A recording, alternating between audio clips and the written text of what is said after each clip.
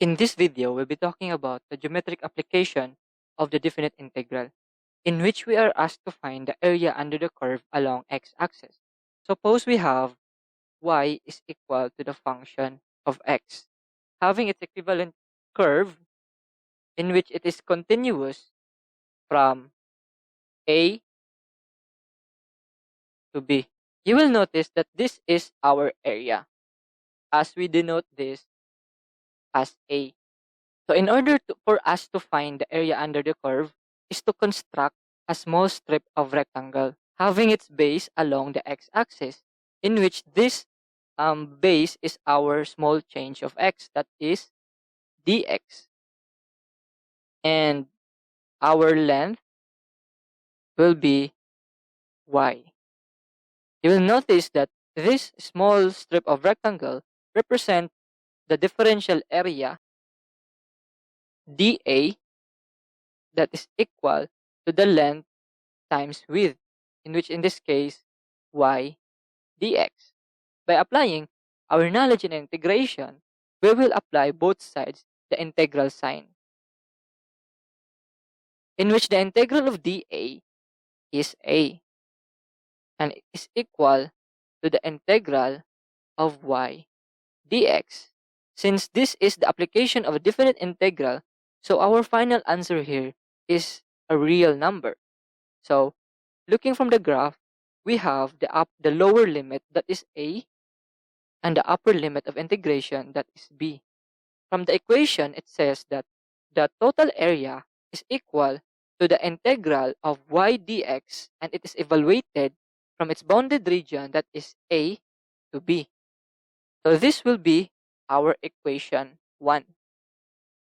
Before we proceed into our example, always take note that if we are dealing of area under the curve along the x-axis, so we are to expect that our integration will be in the x domain, in this case dx, and the y here should be evaluated or should be equated in terms of x, in which this is our function of x. So therefore we can say that the equation 1 is equal to this function, that is the integral of f of x dx evaluated from a to b. So let's proceed to our example. So we have here an example that we are need to find the area of y is equal to x squared, and it is bounded from x is equal to 1 to x is equal to 3. The first step to solve this kind of problem is to construct our graph of the function y is equal to x squared. You will notice that this equation represents a parabola that is opening upward, in which we are to expect that our graph should look like this. We need to clarify that our assumption is correct by constructing the table of values of x and y.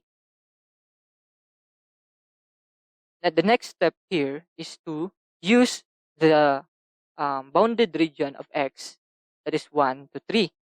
From our equation, that is y is equal to x squared, if x is equal to 0, then y is equal to 0. And if y is equal to 1 to the power of 2 is equal to 1. If x is equal to 3, that is 3 to the squared, then y will be equal to 9. Now, from our table of values, we can construct our graph of function. Let's say this will be our origin, 0, 0, and we have 1, 1. So this will be our first point. Then 2, 3 to 9, assuming that this will be our 9, and this is our y, x, 1. Okay, 3 to 9. So our function has a graph that look like this. It is bounded from x equal to 1. This is our x is equal to 1. and this is our x equal to 3. So this portion is our area. So the next step is to construct a small strip of rectangle where this is our dx and this is our y. This analysis is very important in order for us to understand properly on how do we solve the problem. So in this case, we can generate the differential area, that is dA is equivalent to y dx. Now, what is our y here? That is x squared. Okay. Now, if we evaluate this, this will become a is equal to, where our y is x squared dx, and it is evaluated from x is equal to 1 to x is equal to 3.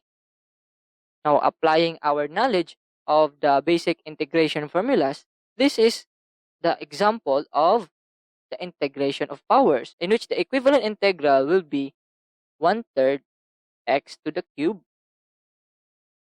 evaluated from 1 to 3.